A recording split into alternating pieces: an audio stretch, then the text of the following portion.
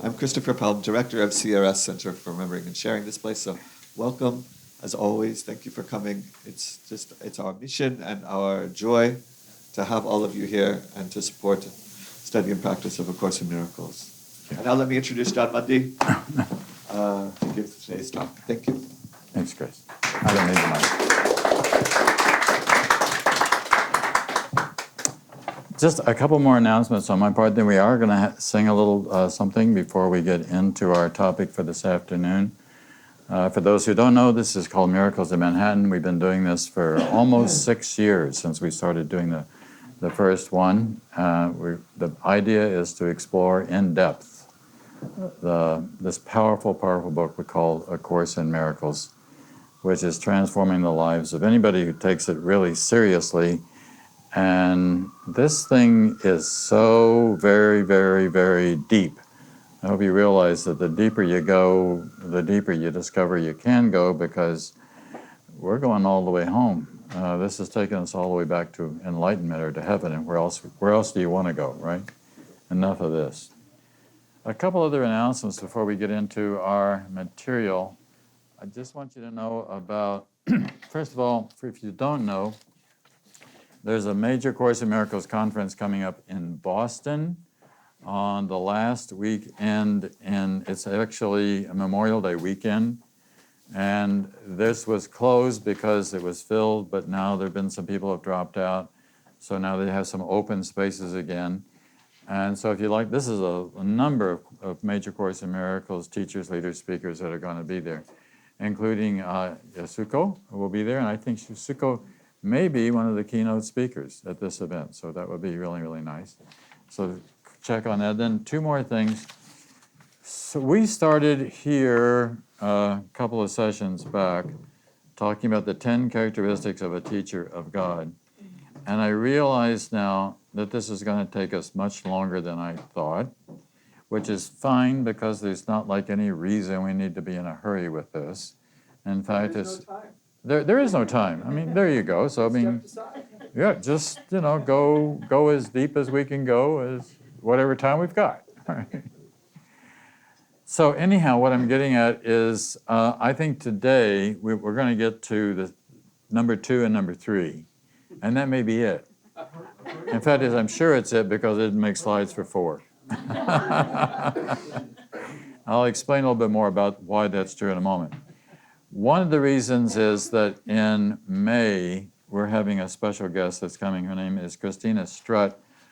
She's from Boston. She's going to be talking about something called Indra's Jewel, which is the idea concerning the interconnectedness on both a physical and psychic level of everything.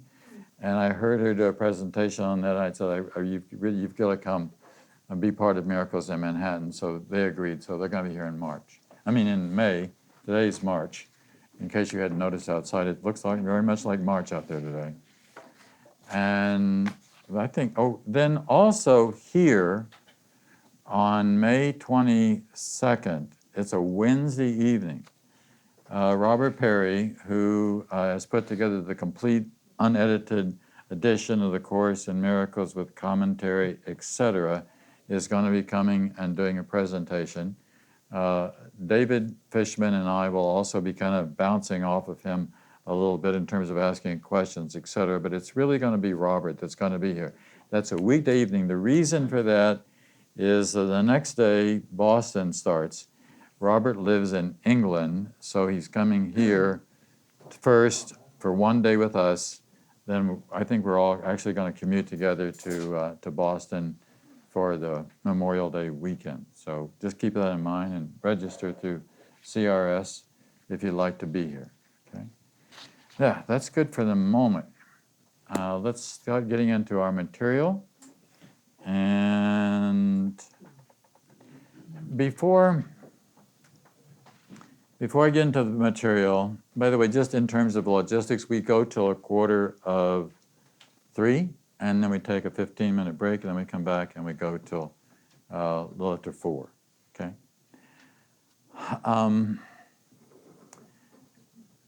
I find that when I go to put this material together, that I'm also thinking not just about this, but what's happening in our world as a whole. It's kind of hard not to. And what's happening in our individual lives, and how crazy sometimes the world seems to be, and how crazy we seem to be, because we have to live in this world, and how do we do it and maintain our sanity. And as you'll see, there's a slide coming up eventually here this afternoon by R.D. Lang, who says that he thinks that insanity is a perfectly natural adjustment to an insane world. Right? So the question is, how do we maintain sanity in an insane world? And the truth of the matter is, it has always been an insane world, right? In fact, as the Course in Miracles says, this is an insane world, and do not underestimate the extent of its insanity. And you want to look at that in terms of ourselves as well. As I said, it's not just what's on the news. It's not just politics. It's what happens with different individuals out there as well, right? No. Okay, so you're not crazy, you're awake in an insane world, right? Like some of our dreams, right? So, this is Ken. You all, hold, let me go back. One of the emphasis that Ken, in case anybody doesn't know Ken Wapnick was the leading spokesman for our Course in Miracles. And even though he's been gone now for 5 years, which is really hard to believe, he remains the leading spokesman for A Course in Miracles in terms of the volume, 34 books, in hundreds of CDs, innumerable YouTube presentations, etc. He was really my teacher all the way through. I met Ken just a few blocks from here in 1975 and hung with him until he passed in terms of understanding the Course. He was the teacher, right? And he had this concern. He says, unfortunately, a tendency in many students of A Course in Miracles is to deny the grim bizarreness of this world, masking it under the veil of what can be termed a positive psychology. Well, there's a positive psychology, but there's positive spirituality, right? Mark Rye, who sometimes here teaches a class on positive psychology, so he sent me a note saying he couldn't make it today. But it's a different look at this. A positive spirituality, I mean, everything is pretty and nice, and isn't love wonderful, and isn't the Course wonderful, and let's all hug each other and dance around and be really happy. Well, yeah, there's a place for that. But the truth of the matter is that we're probably all more insane than we have any idea. And one of the problems of doing this kind of work, by this kind of work I mean spiritual work, I mean, if you're really going to take this work seriously and you're going to dig down and you're not going to just live on the surface, you're not going to live in a kind of you're going to be waking up. A part of the process of wakening up is also the process of running across stuff that's buried deep down inside there that maybe you hadn't been looking for or expecting to find, that really tells you, me, us, we, how incredibly insane we are. And to get back to real sanity being the remembrance of God, the remembrance of home, being truthful all the time, not just part of the time, etc., not being frustrated or upset or annoyed or disappointed. I mean, all those they would seem like normal human foibles, and I guess you could say that they are. But on the other hand, we really want to transcend all that. We really want to get all the way back to peace and happiness and joy, and actually waking up in the morning and thinking, it's nice to be able to do whatever it is that I have to do today. right? How many people do that? You know, not many of us do that. We got to deal with things. We got to deal with other people. First of all, remember Sartre, I think it was, that said the main problem with this world was you got to deal with all the other people that are in it. You know, as though it would be better without. No, you got to have the people. It's also, the Course in Miracles says, divine abstraction, which is another name for God, takes joy in sharing. It's really the sharing where all of our joy comes in, isn't it? So that's one of the reasons that we gather here on a Sunday afternoon to talk about these ideas. It is about sharing them, but it's also more than sharing them. It's also, as I just said, going deeper in terms of what we can share so we don't live just on the surface. Back to reading Ken's quote. So this attitude, born of denial, sees only the good. And this perception enables him to pretend that within the ego's dream world of separation, there's no pain, hatred, or murder. We'll turn on the television. And maybe you don't watch the news, maybe you do watch the news. Of course, it's always going to be the most dramatic stuff that they can possibly put on that's going to be on there. But we find that this world is filled with the pain and the hatred and the murder, and it's always been going on, which we'll talk about in a moment. Not seeing any problem in the world outside, they then deny themselves the only opportunity for getting back in touch with the world inside. Okay? So it's really the world inside that we're here to look at. It's not the world outside. The world outside is just a reflection of the insanity that's already going on inside each of us. So, as I said, we think that this is difficult times. Things have always been difficult. I mean, the more you study history, the more insane you realize that this world has been.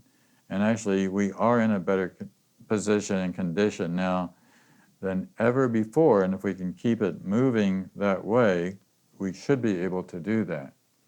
I like Gibbons, who wrote The Decline and Fall of the Roman Empire, said history is little more than the registry of the crimes, follies, and misfortunes of mankind. And then I think it's interesting. I had this sentence in mind: history is just one damn thing after the other. So I typed in, who said that? Right? Well, guess who said that? Ralph Waldo Emerson said that. Edna St. Vincent Millay said that. Albert Hubbard said that.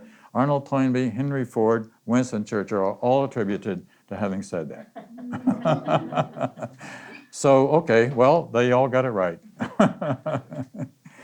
By the way, do you know Edna St. Vincent Millay? This is a kind of a complete aside, but it's interesting. Edna St. Vincent Millay's house was the smallest house in New York City, and it still is. It's not far from here. It's in the West Village. It's only 9 feet wide, right? But it's 3 stories tall, right? It's off Barrow Street in Greenwich Village. I know that because I had a friend who lived in that house for a while. On what street? It's off of Barrow. Where I just live, where I told you, Yeah, I never saw, oh, maybe I don't remember what the name of the street is. But anyhow, I it's, remember it now. yeah, anyhow, this has nothing to do with anything other than the fact that it's just a few blocks from here. Yes, Say one thing. yeah, be sure you get a mic though, I'm sorry. It just doesn't get recorded if you don't have the mic. Hello. I just Hi. wanted to say, Stand up, Eric. I wanted to say that I think it's always important to remember that it's not just like that it's bad or that we're bad, but like that they're really like that council of, I never know how to pronounce it, the Council of Nantes, where they decided to what was going to be the Bible and what was going to be left out of it. I mean, we've been like so conditioned for so long, and I don't really, the little bit I've gleaned from things, I think there were times in ancient times where things were different, where there was a matriarchy, and where we lived in juster times. Or I don't, to make it all bad, or just blanket means we're intrinsically bad, but I don't think that's the case. And like I say, we've been so conditioned out of our Right. goodness and out of our power, Right, and they're still always doing that. So. right. Thank you. I agree. And no doubt that there have been many peaceful periods and times. I'm just talking about the... Long time ago, I think. Well, it doesn't have to be a long time ago. Having grown up a farm in Missouri in the 40s and 50s, I think that was a pretty nice time. You know, it was a pretty quiet, pretty ideal sort of time to be around. And, you know, there was a war going on in Korea and stuff, but I didn't know anything about that. Yeah, yeah. There's no one here who has not entered into darkness, right? At the same time that that is true, there's no one here in whom the light has gone out completely. And that even includes some of the darkest places. Right? It would be impossible for that to be true. So what the Course is trying to get us to do actually is to look for the light, I mean to realize that it is there, but as we're going to see as we go through the next few series of slides, we do this by way of removing the dark spots that are still in there. And sometimes I think we're going to find that we weren't anticipating that. By that I mean that there's some darkness in us that we didn't look at. And that's a lot of what psychology talks about, right? Purification is necessary. Pardon? Purification is necessary. Purification is necessary first, right? We've talked about that before. But that's where the work is. The work is to clean up these spots that are still there till we get to the point, and sometimes things will come out surprisingly. You know, this is a little tiny example, right? So this week I get my umpteenth robocall, right? And I don't remember what I said exactly, but I turned to my assistant and made some comment about like 60% of the calls are robocalls right now, it seems, in our office. And anyhow, then I realized, what are you doing? You're throwing this negativity out into the atmosphere here. It's just a little thing. It's just a robocall. But why did I let this take my peace? One of my main things that I keep telling you, don't let anything take the peace of God away from you. And here I was letting a robocall take the peace of God away from me. So the idea was just to catch it. A holy instant. There you go. To have a holy, to catch it, to see it, and then to let it go. But we've got to work at it. So from watching a little bit of television this week, I saw a show. I had, for somehow or another, in my history studies, I missed out on the history of China. I mostly knew about the Western world, and there was a show on about the first emperor of China, and if somebody do better than me in pronouncing his name, Qin Shi Huang, right? And he was an absolute tyrant. And he just made everybody was his slave. That was it. There was him, and then everybody else was a slave. And he could do whatever he wanted to. He could kill whoever he wanted to, and nobody could say anything or do anything about it. He's the one that built the mausoleum with the 6,000 terracotta soldiers that are there to protect him. And he was obsessed with the afterlife and what was going to happen to him in the afterlife. And you know, prior to that, think about the pharaohs in Egypt, obsessed with building these incredible pyramids for their tombs, and they spend their whole lives putting all their own people. It's the same kind of thing that was going on here in China several centuries after that, but still it's the same idea. And the funny thing happened, he wanted we're not doctors, alchemists, to create a mixture, a potion or something that would give him physical immortality in the body. And so they gave him mercury. Well, guess what happened? It killed him, of course. Drove him crazy first. First he went crazy, and then, of course, it killed him. And then his youngest son, who was Qin Shi, became emperor after him, and he killed all of his brothers and sisters. And then a show on Cleopatra recently, she killed all of her brothers and sisters. Here's what I want to talk about. Until we make the unconscious ego conscious, it will direct our lives, and we will call it fate. That's a very important. This is not from the Course, right? A part of what the Course is about, though, this is why Ken is saying, it's not all pretty flowers and roses and sunshine and butterflies. There's stuff will come up inside us. You might find yourself lying about something, and where is that coming from? Or why would you want to do it? We're going to be talking more about honesty later on. But why? Why do we bury it all? It kind of comes down to selfish needs, right? Well, I think one of the ways that we could think what the ego is essentially selfish. That's just to put it in a word. But it could be so selfish that it winding up doing things like what Cleopatra was doing, for example, right? Now we're looking to overcome all that. But this is Freud's understanding of the different consciousness. But you look down here inside us. So we got our thoughts and perceptions, that's up there in the conscious. But then below that, memories, but even we can have very strange memories. Actually, we probably don't even remember things. Our childhood, for example, you may have that's colored in terms of the way we remembered it. It was nicer or worse than whatever it was. A year ago, April, I went back to the farm. I grew up in Missouri, and it was like deserted, but it wasn't deserted. By that I mean I looked like probably it was being used for a weekend place or something like that, and just walked around, and it was so incredibly nostalgic. The first 18 years of life were spent on this piece of property. And it was sort of idealized, but now it was kind of run down. All the outhouses were missing. There was only just a couple of what had been there before, and what memories was coming up, and I don't know. But we got this buried in the stored knowledge and fears, irrational wishes, violent motives, unacceptable sexual desires. We see all kinds. That seems to be a real problem in society, and it's been going on that way for an awfully long time. What we're seeing now is that there's more of that's kind of coming out and getting dealt with, right? And immoral urges and shameful experiences, things that we don't want to talk about. John, before you go on, can I add something to this? Please. Go back to this slide for a minute, please. The Course in Miracles does actually talk about this, but it's in the unabridged version, the Circle of Atonement. Mm-hmm. It says that this is the unconscious. No.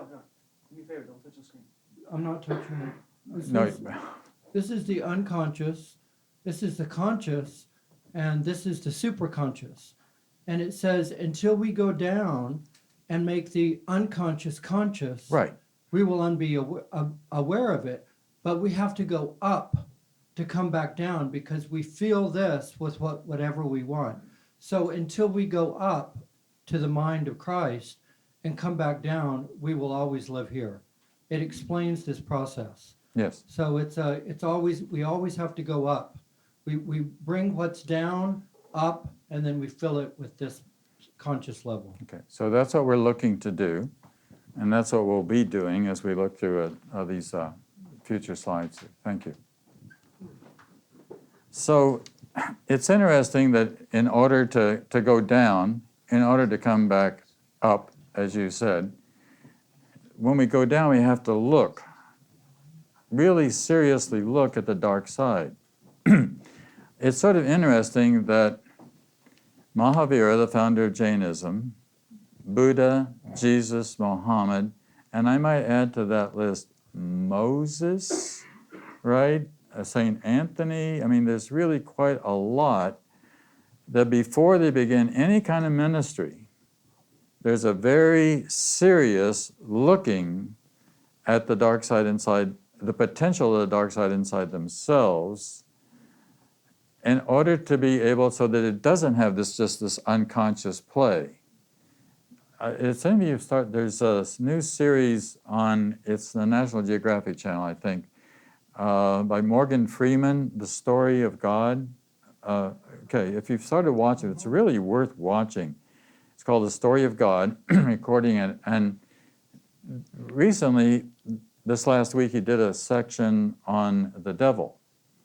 right? And then the kind of whole question of what the devil is. And of course, there's a great deal of danger in somehow or another seeing the devil as being out there. I mean, in the world, as though there's something that we have to fight against. Actually, in terms of the Course in Miracles, there is no such thing as the devil.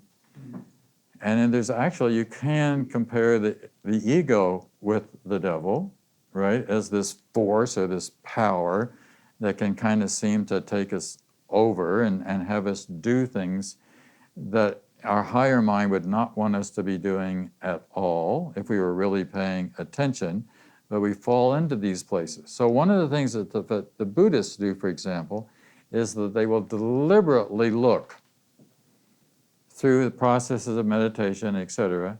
And so Jesus goes off into the wilderness, right? In fact, let me see. Here we go. Jesus in the wilderness. Jesus goes off into the wilderness for the 40 days and the 40 nights. This all happens prior to ministry. There is no ministry at all. And first there's a baptism by John the Baptist in the River Jordan. Then Jesus kind of goes off into this inner exploration process of himself in the desert. And there's a lot of spiritual disciplines that calls for the importance of having a desert experience, where you kind of step away from the world for a while, and you really do take a look inside. In fact, is that there was a period in early church history called the period of the Desert Fathers. I'm talking about around the first, say, 3 centuries or so of Christianity, which there was no formal church or anything yet, where these guys would step aside and they would actually go into caves. Isn't it interesting? Mahavira, Muhammad, they're in caves when they have their experiences, when Muhammad hears recite, and he begins to get the Quran. In other words, isolation, deliberately stepping into a place of isolation. This is what these retreats are good for, and silent times are good for, to really, because as long as the mind is distracted by the world, and it's very easy for the mind to be completely distracted by the world, especially if you watch television a lot, and especially if you're addicted to the news, it seems like that's what's going on. But that's just a way really of kind of keeping us distracted. So by keeping us distracted, then we don't have an opportunity to look at our dreams, for example, to see the kind of unconscious stuff that comes up in our language, in our talk, in our projections, in our analysis and interpretations that we're throwing out onto the world about the world. And projection just makes us blind. It really keeps us from being able to see. I watched a YouTube thing last night, and I wish I remember this guy's name. It was it was just about 17 minutes, where he was talking about neuroplasticity and neurogenesis and what we take in and how we analyze things and put it all together. There's a lot of really exciting research that's going on with regard to the brain right now. We know a lot more than we did even, say, 5 years ago. Just a phenomenal amount of information that's coming out. And what he was saying, and he was not talking about A Course in Miracles. What he was saying is projection makes perception, right? The world you see is what you make it. Nothing more than that. There's, of course, there also nothing less. All right, so we're projecting, and there's a certain sense which we can't seem to help projecting the world. What the Course is asking us to do is to stop that. I mean, it's asking to get to a place, if you can, and it takes a lot of training and discipline, and that's one of the reasons we have the workbook. But more than the workbook, also just silence, also just the quiet, just to sort of sit and to wait and to see what begins to come up within ourselves that we need to look at. I really suggest pay attention. If you don't have to jump and run in the morning, I mean, get out of bed right away and just get moving. To have a half hour or so of time in there where you kind of look at what's coming up as a result. You've been quiet for this long time. You've been in this other state, and now you're coming back. Interesting, the guy who gave that talk that I was watching on YouTube last night was in a coma for a long time. and as a result of anesthesia. And I had the experience of being in a coma for a long time. And it's really interesting when you come out of a coma, there's no time. That's the most interesting part about it. There's no time. So it could have been 5 minutes or it could have been days. But you're sort of not here. You're sort of seeing the world anew. It's kind of like you're looking. I remember when I came out, bringing my hand around and looking and just fascinated with this thing here. And I remember saying, that's a hand. Like that sounds really profound, right?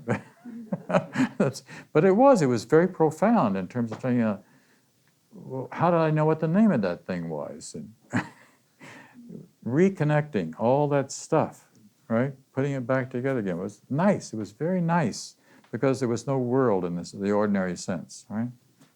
So Jesus, let's talk about Jesus, 40 days and 40 nights in the wilderness. So he goes off and he's tempted by, quote, the devil.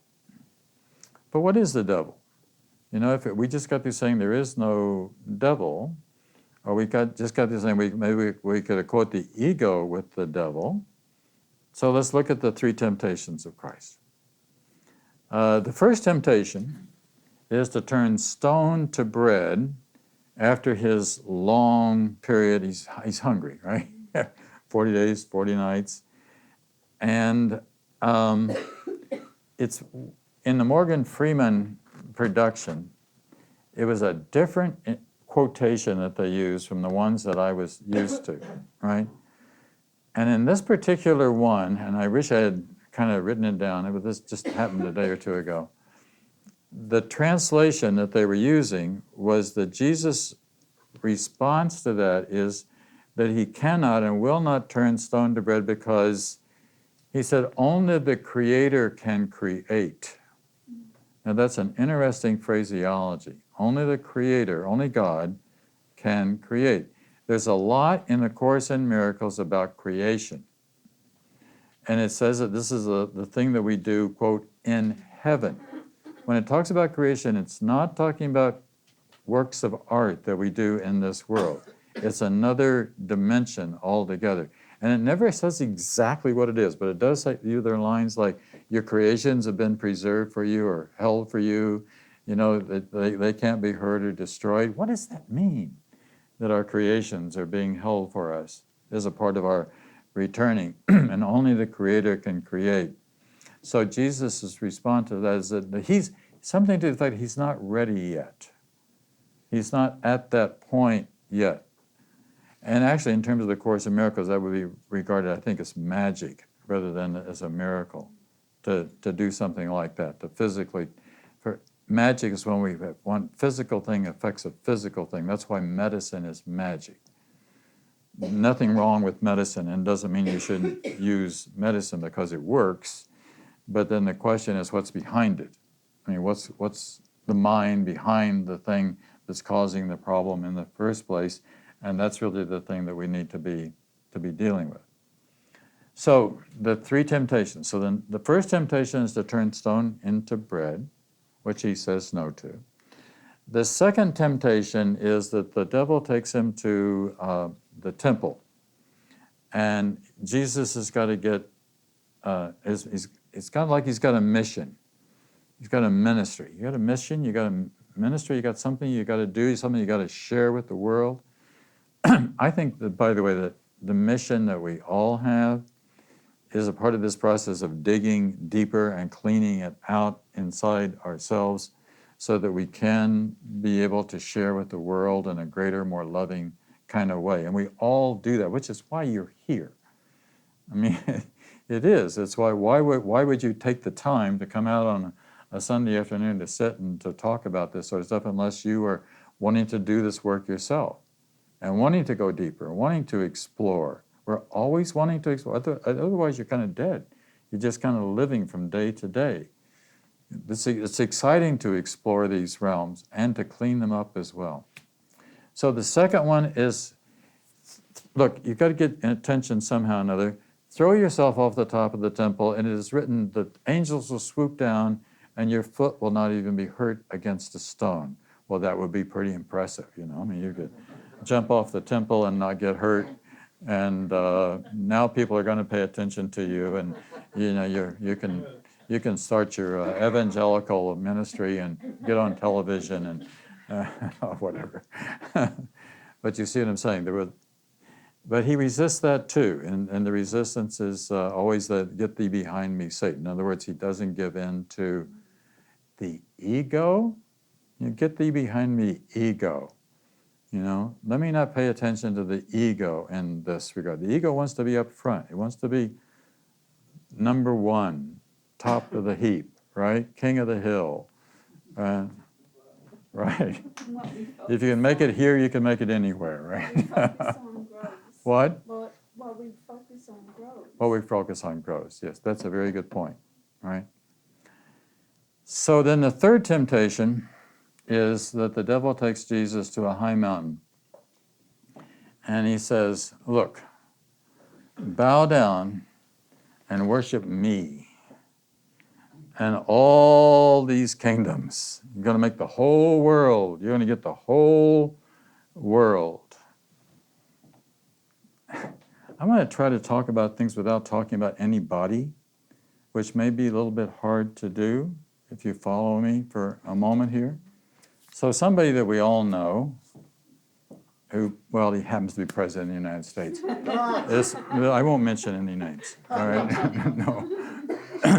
And so there was a scene where he's flying around with Barbara Walters, taken many, many years ago in a helicopter around New York City, and they're looking out the window at New York City. And she says, you own a great deal of this. And he says, I wished I owned it all. I would like to own it all. Oh, that's just an interesting thing to say. All right, no more comments. No more, you know, it's not to get into judgment about this, but sometimes, you know, the neck gets stuck out so far that you can't help but see what's going on. So let's go on. Then there's that line from, what does it benefit you to gain the whole world and lose your own soul? Right? I mean, it gets you absolutely nowhere. You get nothing. We take nothing with us when we leave this world, except our hearts and minds in terms of the spirit that is alive. There's nothing. You can leave it all behind. It doesn't matter. Nothing matters, right? So the search for truth is but the honest searching of everything that interferes with truth. This is the course now. That's what we want to emphasize today. We're looking at everything that interferes with the truth, right? Here is the one emotion that you made, whatever it may seem to be. This is the emotion of secrecy, of private thoughts and of the body. So let's this all kind of be on, just recognize for a moment that we do have this emotion of secrecy. There are things that we don't tell anybody about. Right? Even the people that we're close to, and sometimes especially the people that we're really close to, right? That they kind of get left out. You're going to see more about this later on. This is the one emotion that opposes love and always leads to sight of difference and loss of sameness. Say something about, I underline the word sameness because I remember once a talk that Ken did about sameness. And the point is that we're all the same. That may sound boring and dull. It doesn't. What it means is that in God's eyes, we're all the same. God has no favorite children. There's no such thing as a favorite child. We're all equal, and we're all children of God. We're all spirit. We're all love. And there's nothing else to see except that. Now the thing is, the challenge is to be able to see that despite all the prejudicial stuff that we would throw out onto the world. So then the last line. Here is the one emotion that keeps you blind, dependent on the self you think you made. Now that's an interesting thing, the self you think you made to lead you through the world it made for you. So it's that we create a self, a personality, an identity with a distinct, I like this, I don't like that. You know, with our favorite things and our things that are, what difference does it make? What our likes and what our dislikes are. Just a second. The point is coming when all of that does kind of get wiped away. I mean, at the point, if nothing else, it's coming at the point of death. The point at which we have to let go of everything. Right? So we start by letting go of things, right? But we also let go of feelings, we let go of pains, we let go of anxieties. I mean, being with somebody who is dying, that's really engaged in the process of dying, that is letting go of this world, it's a really good opportunity for for spiritual growth and development as you begin to let go of the hurts, the unforgivenesses that were the places where there was no forgiveness. That seems like silly at this point. Why couldn't I forgive that? Why couldn't I let that go? Why did I get festered, some pain around that, right? It's not like you're not your name, and name doesn't mean anything. You're not your occupation, and your occupation doesn't mean anything. It's not what we do in the world. That's not it. It's not the degrees we have. It's nothing the awards. I mean, all of that stuff. It's not the car you drive. It's not. It's none of that. We want to get down to really being completely clean so that we're not stuck in any particular identity, right? And that's freedom. Now that's an incredible amount of freedom. Now let's just go on just a little bit more here. So we've talked about this before, but every once in a while I'll throw something out for you as a review. So let's review. So these are the main uses of the body, one by the ego and then secondly by the Holy Spirit. So the primary uses, just as a review, it's an app, remember? The ego uses the body for attack. Think about some of these illustrations that I used a moment ago, that some of the leaders, that we attack, whatever it is, not us, another ethnic group or something. And then we would actually go so far as to destroy another ethnic group, or attack for pleasure, pleasuring the body. But how much pleasure can the body get? And not only that, but then we get to the point where we over-pleasure the body, and now we've got an addiction going on. And now we've got to deal with the addiction, because that seems to be inhibiting us because we got stuck in this. And of course, the biggest addiction of all is overeating, right? I read something recently about Americans have two major addictions, and that both are associated with food, and that is we don't have dinners like we used to as much. We don't sit around the table. It's much more fast food and stuff like that's going on. But the consequences of that is that we're spending more money, which is hurting so we're deeper in debt than we used to be, because that's one of the places we probably should not be spending so much money, because we don't have to, on food. I'm talking about eating out, which then also affects this, the width of the girth. So we're, especially the junk food, which is the easiest food to get a hold of, right? And then of course pride and power, that's what we were talking about earlier, pride and power. So the Holy Spirit's main uses of the body is that the body is a learning device. That's what we're here for. You ever ask yourself, what am I doing here? And how did I get into this body? Huh? Yeah, all the time. Right. That's true for all of us, really. Right? Well, it's a learning device. Learning occurs through communication, which is what we're doing right now. That's why we're here again. That's why we read this book. It's a form of communication. We're studying. We're trying to go deeper with this so that life itself becomes deeper. Forgiveness is the key. Forgiveness just means letting go, not holding on, not finding an attachment, not finding some place where you say, this is wrong, this shouldn't be, right? Getting stuck. It just means releasing. At the seminary yesterday, a guy gave a talk on non-resistance. You know, how it's so much better that if somebody confronts you in some way, the best concept is don't resist it. I mean, just let it go. Let the attack go. Let the insult go. You know, don't get caught. If your ego is going to grab back in there and get a hold of it and makes an issue out of it, so what? Just let it roll off you like a water off of a duck's back, as we say, right? The other day. Good.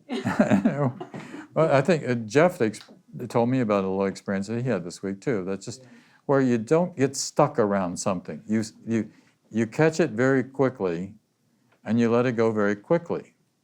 Otherwise, you really are insane. I mean, if you attack back, anger is a form of insanity. Are we all agreed? Mm-hmm. Okay, so why would you get angry about what actually is nothing? You're making something out of nothing, and what is the benefit in that? It just makes you feel worse. And then finally, healing is the result, okay? Now I've got a really good quote here. Yeah, got a mic? All right, can you give him a mic? It's okay, just hold on to it. The only thing was that, like, for the other thing Close. was, Is that on?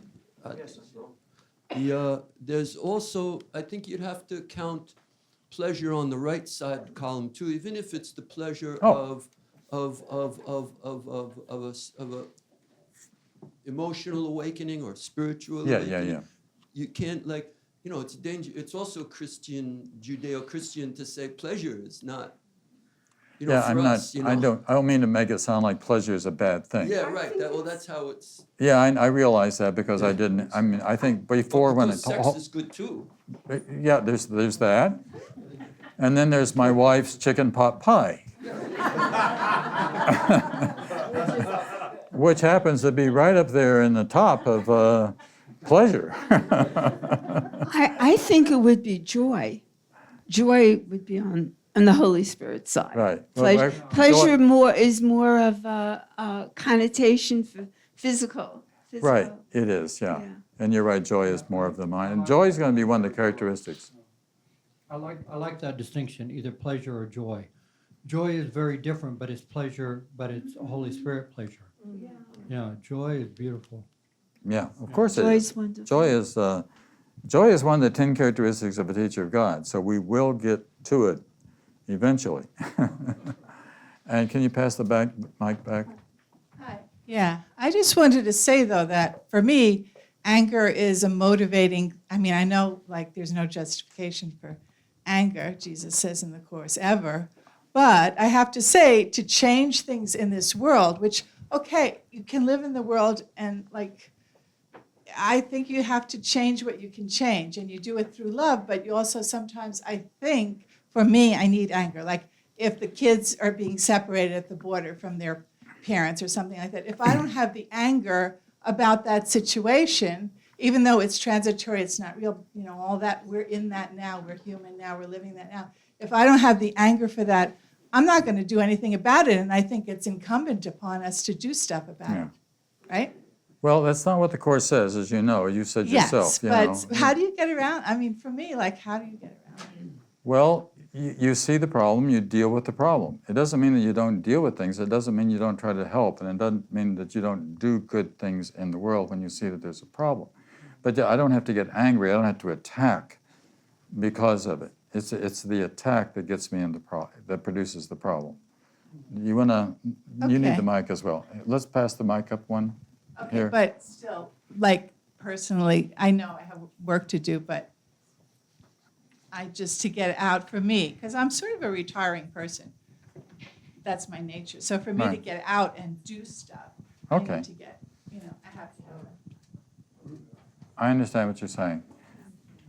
Still, we'll go back to the line, anger is never justified. Okay, Roger? Yeah, right. Well, when Jesus was driving the money changers out of the temple, he was kicking ass. And I don't think he was a happy camper at that point. Well, I've addressed that question several times in the past, and I think, this personal opinion, because there's nobody there to, none of us were there to witness the event, that if it happened, it doesn't have cross-gospel reference. It's not in all the Gospels. That if it happened at all, it happened in a very matter-of-fact way, which would not have been an angry way. By that, for example, I live in a place where we frequently find deer in our backyard. Now, that's okay, except they are not supposed to be eating our flowers. Actually, we no longer have flowers because the deer won. But you understand what I'm saying. So might have been, it used to be that I would say, shoo! Look, this doesn't work here. That's all. I don't have to be angry about that. I don't hate the deer. I'm not upset with the deer. Deer are just being deer. And it may have happened in a very matter-of-factual kind of way where he just said, this doesn't go here, and that's all that there is to it. Okay? You just brought something to mind.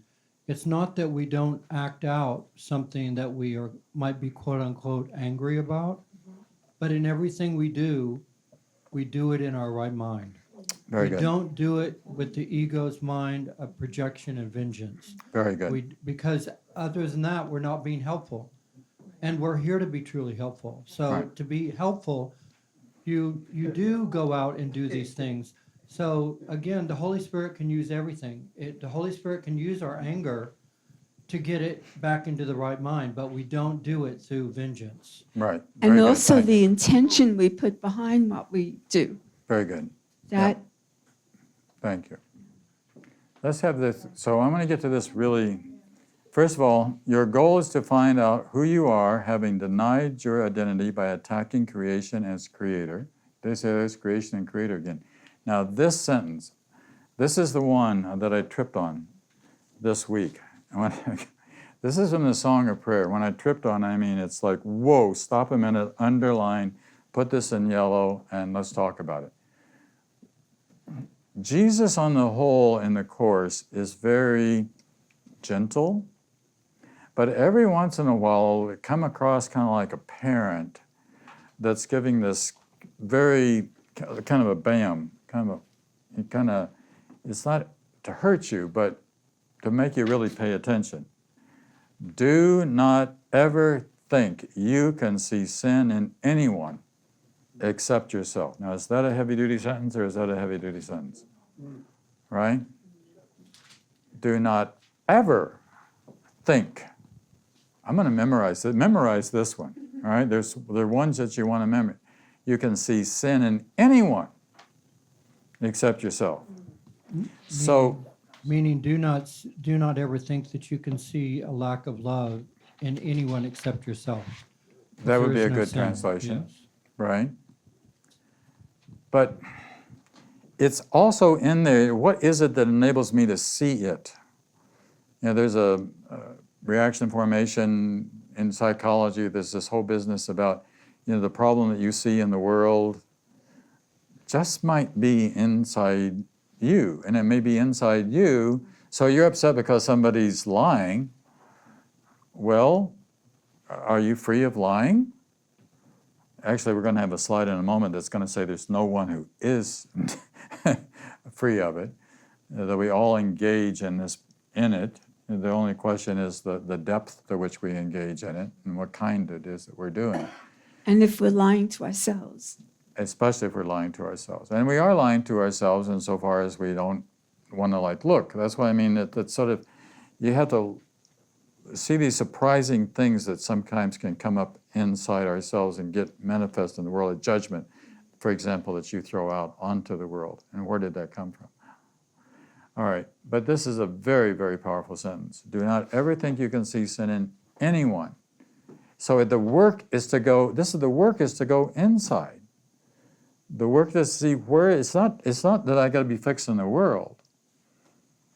That can happen as a result, but first I have to fix what's going on in here. So one of the things that there's this retreat coming up that Chris mentioned about spring cleaning that we're doing, right? Well, spring cleaning, and I won't be talking more about this today, is about being willing to look at the dark places that are inside ourselves and cleaning those up. But you got to be willing to do it. If you're not willing to work on it, to look at it, then you're not going to get it clean. You're not going to have a result. Now, I contrasted this heavy-duty sentence with the one from lesson 67, which if you started doing the course this on January 1st, it would have been just a few days ago. Today's 69, so it was 2 days ago, right? Love created me like itself. This is the other side. This is the positive side. So on the one hand, we want to shape up. On the other hand, we want to realize who we really are. One more time. Yes? Forgiveness, yes. Yeah. We'll just do a couple more slides, then we'll take our afternoon break. As prayer is, going back for just a second, this sentence is the last sentence of the paragraph I'm going to show you now, okay? But I wanted to read the whole paragraph as well. As prayer is always for yourself, so is forgiveness always given you. That's the law of cause and effect. As you give, so do you receive, right? Back and forth. There's a play, an automatic back and forth. And Jesus in the Course says this is the most basic law there is in the universe, is the law of cause and effect. Dharma and karma principles coming up again. It is impossible to forgive anyone, for it is only your sins you see in him. Wow. That's another very heavy sentence, right? Impossible to forgive anyone because it's only, and so what we're doing is when we forgive, we're forgiving ourselves.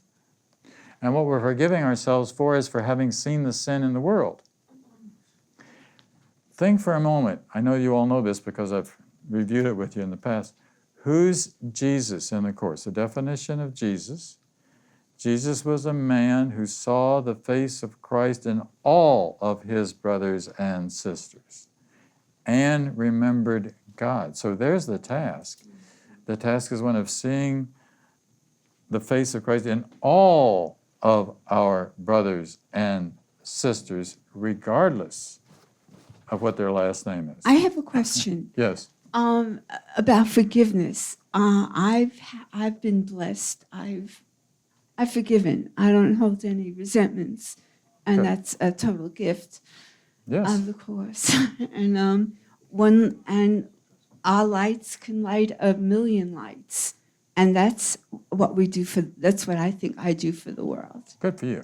But anyway, the reason what I want to say, So the way I forgave is that I forgave who I had resentments against, and that took away what I held against myself. People say no, it's the other way around. I says whichever way, But usually they say you have to forgive yourself before you forgive. I don't agree with that. Forgive others. So, what do you think? The process is the same process, though. I mean, if you're forgiving the other, you are forgiving yourself. Right? I guess it depends on what everyone wants to look at, the way they want to look at it. Right. Yeah. Okay. Thank you. You're welcome. Let's finish this process. You want to see them there and not in you. That's the sin. You want to see them there and not in you. That is why forgiveness of another is an illusion.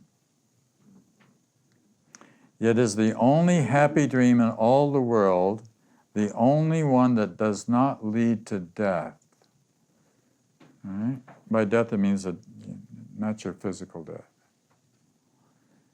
Only in someone else can you forgive yourself, for you have called him guilty of your sins, and in him must your innocence now be found. That answers my question. It does. Yeah. Right. Who but the sinful need to be forgiven? And then again, that sentence. And, I left and off before because it didn't fit. And do not ever think you can see sin in anyone except yourself. Okay? This is a good time for our afternoon break.